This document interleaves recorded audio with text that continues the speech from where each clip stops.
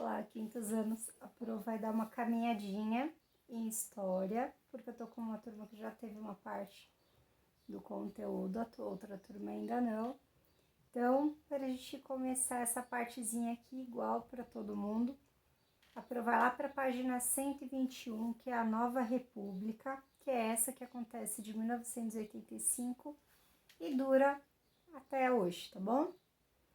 Então, página 121, a gente tem ali o governo de Tancredo Neves. Ele foi o político escolhido pelos líderes da oposição para conduzir a transição do regime militar para o regime democrático, que é esse que nós vivemos hoje, tá?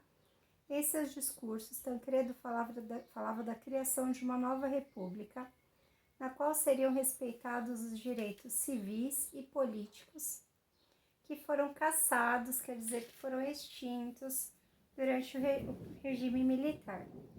A expressão foi consagrada e passou a caracterizar o período em que se abre em seguida ao término do regime militar.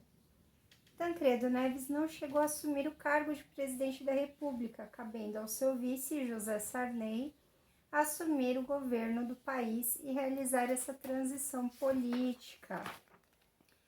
Então, olha lá, quando a gente fala aqui sobre transição política, nós estávamos deixando de ser um país repressor para ser um país aberto, tá bom?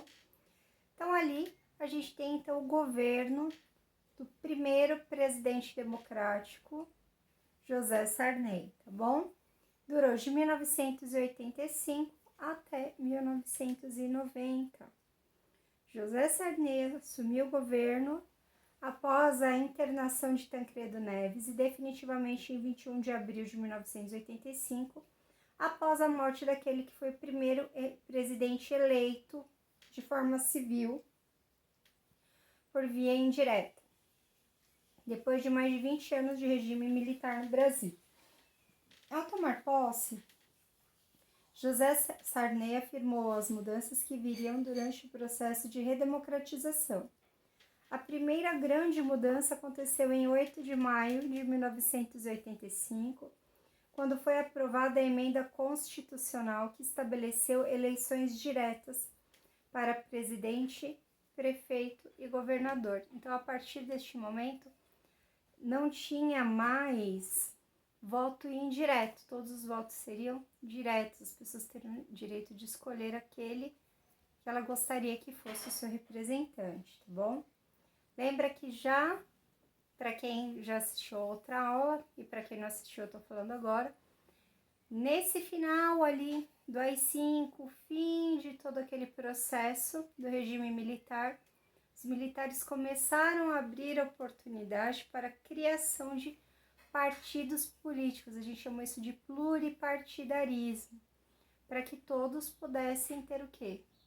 Uma abertura que ela fosse gradual, primeiro só para governadores e agora para todos os outros cargos, tá bom? Foi ainda no governo de José Sarney que se aprovou a Constituição vigente até os dias de hoje.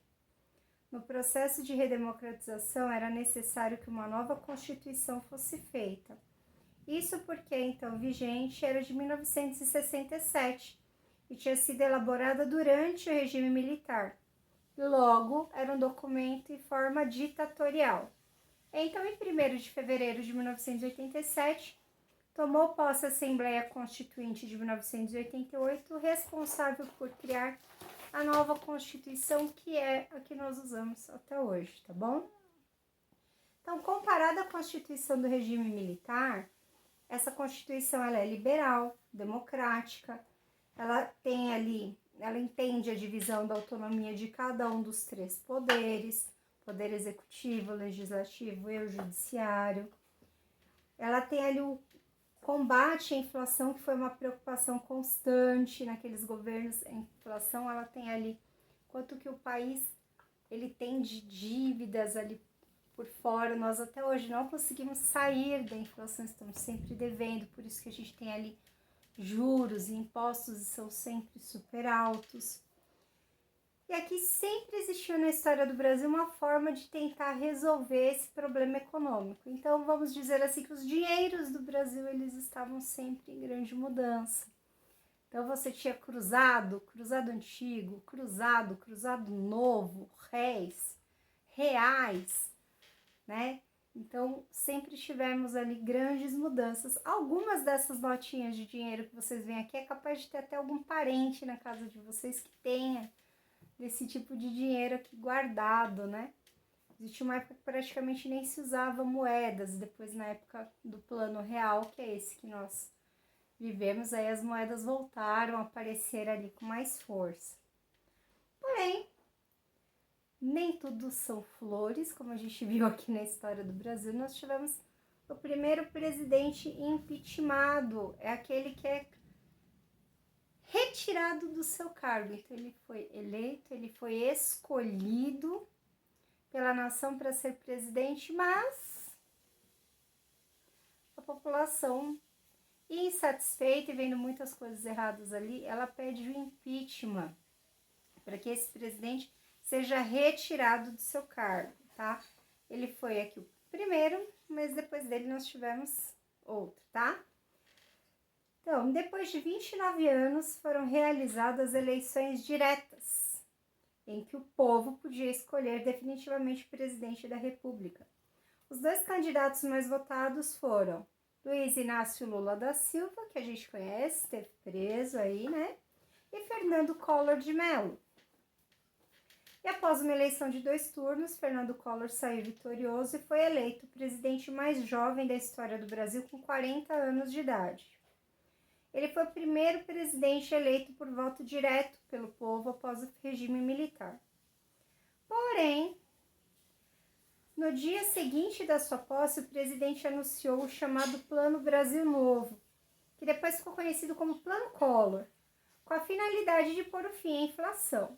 O seu governo também foi marcado pela abertura do mercado nacional às importações e pelo início do Programa Nacional de Privatização. O que é privatização?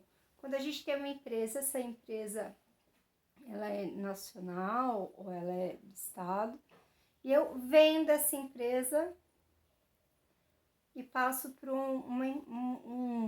para ela ter um dono. Então, o país deixa de ser o dono dela e ela passa a ter um dono, então, físico. Ele passa a ter uma pessoa como dono, tá? Então, a gente até hoje fala muito de privatizações, né? Então, por exemplo, os Correios estavam passando por um processo semelhante, os parques aqui de São Paulo, e aí, no caso, como é algo do Estado, aí é o governador que passa, o AMB, então, são todos projetos de serem estudados a privatização. Então, deixa de ser algo público e se torna algo particular, tá bom? Tem um dono. No início, o plano dele teve uma boa aceitação e acabou dando resultados que ele esperava. Mas sempre com um clima de desconfiança e descontentamento do povo. Junto à crise econômica que não conseguiu ser resolvida, envolvendo seu governo, Fernando Collor de Mello e o seu irmão Pedro Collor de Mello culminaram num processo que acabou com o mandato dele, a gente chama isso de impugnação. O processo antes concluído fez com que o presidente renunciasse ao cargo em 29 de dezembro de 92, deixando seu vice, Itamar Franco, como presidente do Brasil. Collor foi o primeiro presidente brasileiro a sofrer um processo de impeachment e ficou inelegível por 8 anos, o que significa que somente 8 anos depois ele poderia tentar um cargo público assim novamente, tá bom? The impeachment é uma palavra que significa impedimento. Ele estava impedido de seguir com o seu trabalho ali. Então, ele estava impedido de ser o presidente da República, tá? Não se preocupem que depois eu vou pôr resuminhos para vocês, tá bom? Porque eu sei que são muitos presidentes, são muitas coisas, mas isso aqui tudo a Pro não vai pedir em prova, tá? Mas pra gente conhecer mesmo. Presidente Itamar Franco, que foi o vice de Fernando Collor, governou de 1992 até 1995 Itamar Franco assume a presidência da República, tendo que enfrentar altas taxas de inflação, e em seu governo foi elaborado um plano econômico que daria estabilidade econômica ao país. Anunciado em dezembro de 93 pelo então ministro da Fazenda, Fernando Henrique Cardoso, que é um outro presidente que nós vamos ver aqui na sequência. O Plano Real, que é esse, que é o dinheiro que a gente tem hoje em dia, garantiu diversas mudanças econômicas e finalmente levou à diminuição da inflação. O sucesso do Plano Real garantiu a aprovação do governo Itamar Franco, que deu força para a candidatura de Fernando Henrique Cardoso à presidência da República, nas eleições presidenciais de 1994. Fernando Henrique foi eleito presidente da República e empossado em 1995. Então, ali, Itamar Franco, como presidente, auxiliado pelo seu ministro da Fazenda, Fernando Henrique Cardoso, então eles criam o Plano Real. O Plano Real, até então, a gente tinha, se eu não me engano, eram cruzados novos, e a gente passava, então, desse dinheiro para o Plano Real. O real, quando ele surgiu, ele tinha basicamente o mesmo preço do dólar. Era uma forma de fazer nosso dinheiro valer mais. Só que quando a gente tinha o dinheirinho nosso antigo para fazer uma compra com real, a transação não era muito fácil. Por quê? R$1 valia R$3,50 do dinheiro anterior. Então, você tinha que dar R$3,50 do dinheiro anterior para valer R$1. Então, era uma coisa assim um pouco confusa. Levou um tempo até que os cruzados ali estivessem saindo de circulação e a gente tivesse, então, o real como moeda oficial, tá? O governo de Fernando Henrique Cardoso, que teve 2 mandatos, ele foi presidente eleito e depois ele teve uma reeleição, ele foi eleito novamente. Então, ele teve 2 mandatos consecutivos, de 1995 até 1999 e de 1999 a 2003. Suas principais marcas foram a consolidação do Plano Real, né, iniciado no governo do presidente Itamar Franco, a reforma do Estado brasileiro, esse Estado com E maiúsculo é o país, reforma do Estado brasileiro,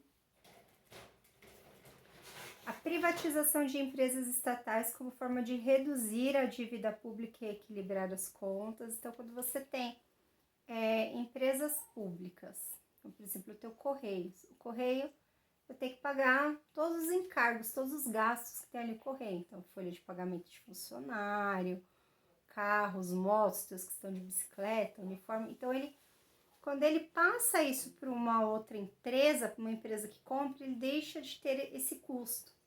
Então, aqui era uma forma de reduzir os custos, tá bom? Foi durante seu primeiro mandato que a Constituição de 88 sofreu uma reformulação e criou-se, então, uma emenda que passou em 1997 a permitir a reeleição para cargos de presidente, governadores e prefeitos.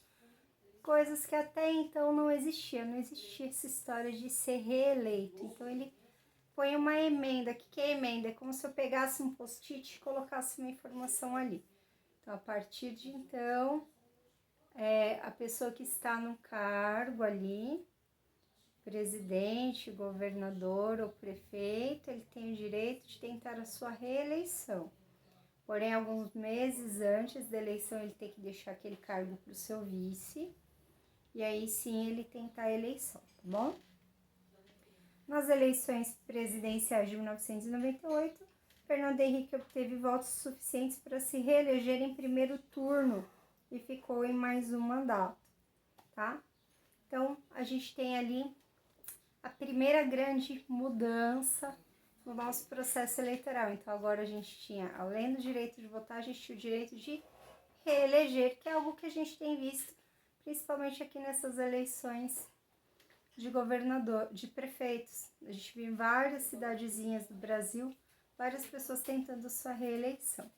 Como esse videozinho ele é um pouco longo, a sequência dele, os exercícios estão no próximo vídeo, tá bom?